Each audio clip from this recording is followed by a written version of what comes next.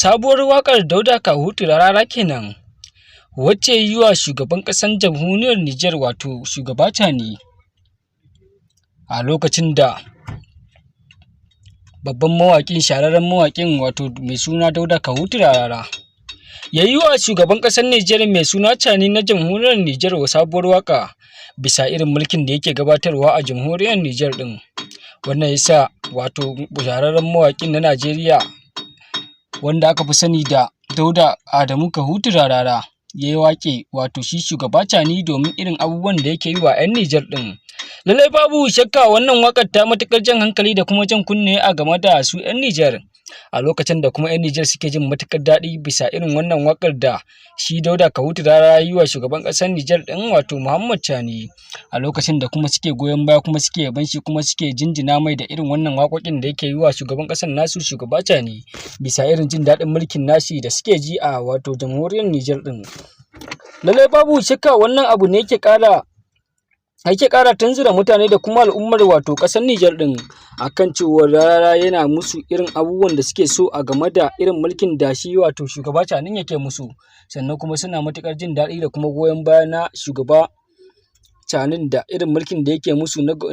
na soja na mulkin soja a jamhuriyar Nijar ɗin.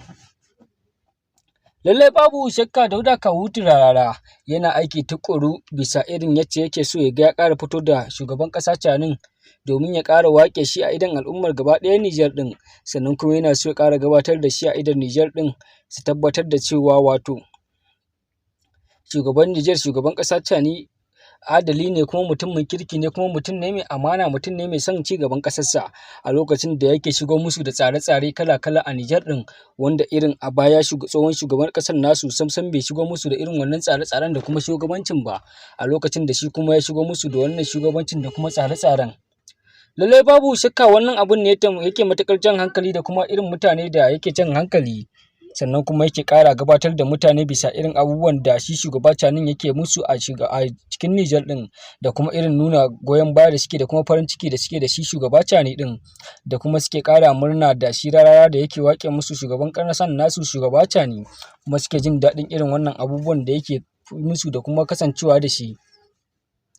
Lallai babu shakka har a yau har a gobe Rarara ya ce zai ci gaba da yi waƙe shugaban ƙasar Tani wato shi Tani, sannan kuma zai ci gaba da waƙe shi kuma zai ci gaba da yi mai abubuwan da yake so a duk lokacin da ya tashi mai waƙa, sannan kuma ya ce zai mai zazzafar waƙa wacce yake son ta mai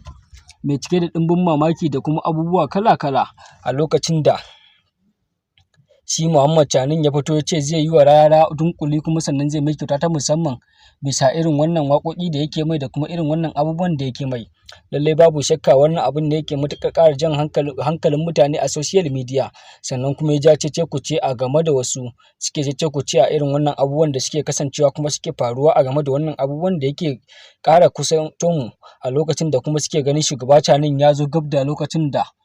lokacin ainihin zaɓe in yayi za a zo a ƙara zaɓa, amma 'yan Nijar sun dage sun ce sam ba fa wanda za su ƙara zaɓa ya mulkan musu wato Nijar ɗin shi shugaba Tani, sannan kuma shi kaɗai za su iya zaɓa a shugaban ƙasa, sannan kuma babu wani wanda za su iya ajiyewa a mulkin kujerar tasu in dai ba shugaba Tani ba, babu wani wanda za su iya bari ya zama shugaban ƙasar tasu. Wannan abun ne ya sa mutane suke ƙara farin ciki da goyon baya a haka. To mai saurare a nan za mu dakata, sai ku biyo mu domin samun sababbin waƙoƙin da